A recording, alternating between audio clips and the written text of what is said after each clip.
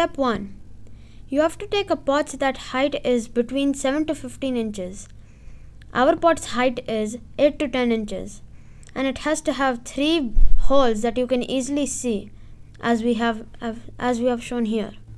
Step 2. If you live in USA or in any European countries, you have to take potting mix.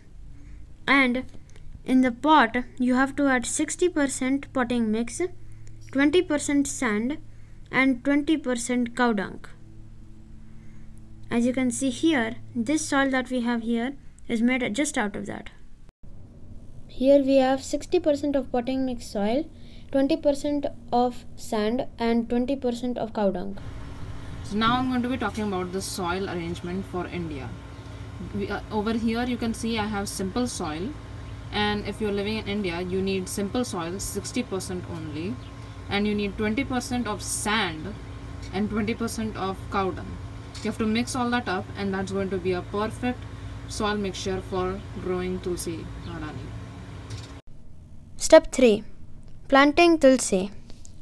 So we have manjaris here from last year, and what you can do is there's many kind of small seeds on it, and then you can spread that out in the soil, and in approx 10 days you will get a very small baby Tulsi plant.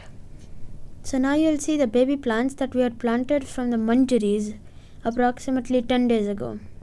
So those are the baby plants, and we had used manjaris, which these are day 1 how it will look. We had used these manjaris like that way only, and then in that way they grew and become to that size, and now they are baby Tulsi plants. So that is what you will also see. So the Tulsi manjaris on the soil are day 1, and then here is day 10 how the result will be. There will be very small Tulsi plant babies. And this is another close-up view of the manjaris that we had used to get Tulsi baby plants.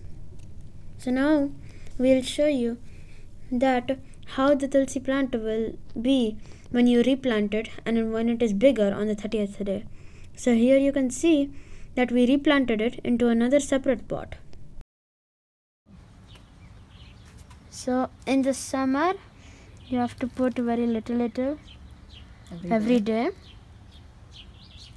and in the winter you have to put every week the same amount, and in the winter you have to water the plants weekly, because in the winter the soil stays wet for a more longer time than in the summer. So here you can see how you have to water. Make sure you don't put it on the plant. Step 5. Trimming the Tulsi plant's upper part for it to expand and grow more wider. So in that way you have to cut the top part of the Tulsi plant out when there is about 2 to 3 layers of leaves in each side growing. So in that way what will happen is that the branches will spread, they will create more new branches, and it will become wider, and in that way it will have more leaves, which is even more better. So here you can see that we have all these plants which have their top parts cut, and now they are growing in branches.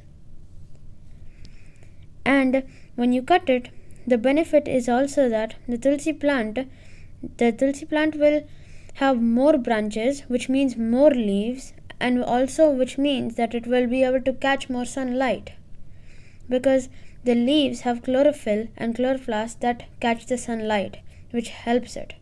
So more leaves, so it is better. So these are all that we have.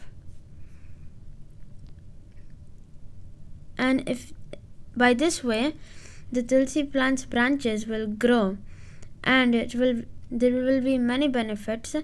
Your Tulsi plant will be more wide, more tall, and it will be more better and healthier. Just like that. Step 6. Trim the Tulsi manjari. So the manjaris that come out, you have to keep trimming them once they at least every 10 to 15 days, or if they grow about the size of 2 inches, you have to cut it when they are that big. They are, as you can see here, that's how you cut it with 2 fingers. You can not to make sure that Tulsi Maharani moves too much, because Tulsi Maharani doesn't like to move a lot. So making Tulsi Maharani stay little quiet and taking it out is the best way. So in that way you have to take it out, because the manjaris are kind of like babies, and Tulsi Maharani, she keeps feeding to them, and in that way she won't feed to her and she won't grow. Step 7. Put turmeric powder and Epsom salt regularly.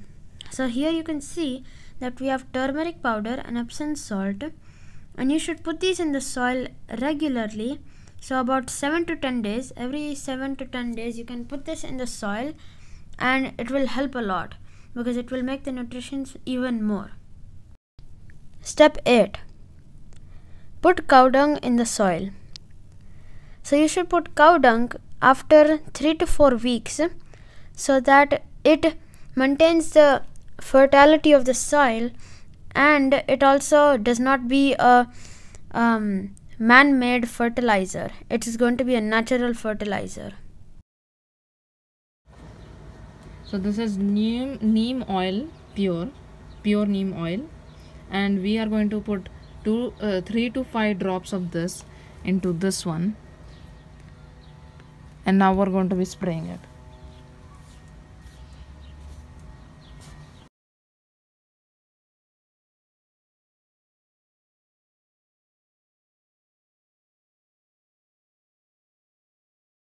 Step 10. Apply cow dung water into Tulsi Maharani's soil. So, cow dung water, which means to make that recipe, it is very easy. You take cow dung and then you put it into water for 24 hours, and then you take the cow dung out of the water, and then you put that water for Tulsi Maharani.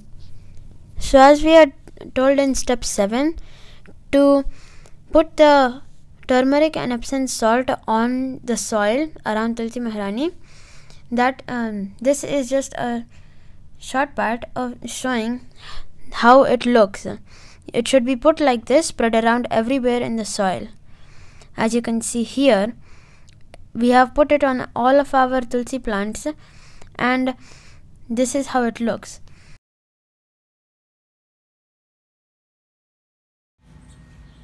We have planted these seeds today in first generation. Second one we have here are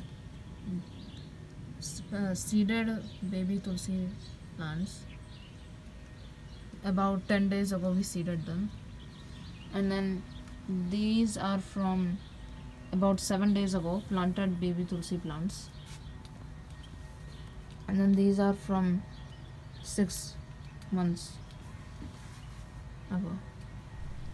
So now I'll show you some 1-year-old Tulsi that required all these things to be followed. So here is that, and these 1-year-old Tulsis required all these 11 steps, which were a good selection of a pot, selection of a good soil, and then good way to plant Tulsi, and then watering Tulsi in a good way, and then cut off the Tulsi upper part, and then to keep the Tulsi plant in summer and winter, and to cut Tulsi Maharani every 10 to 15 days, and then every day, every 7 to 10 days to put turmeric and Epsom salt, and to put cow dung after 15 days or something like that, and then apply neem water in 15 days, and to put the cow dung water.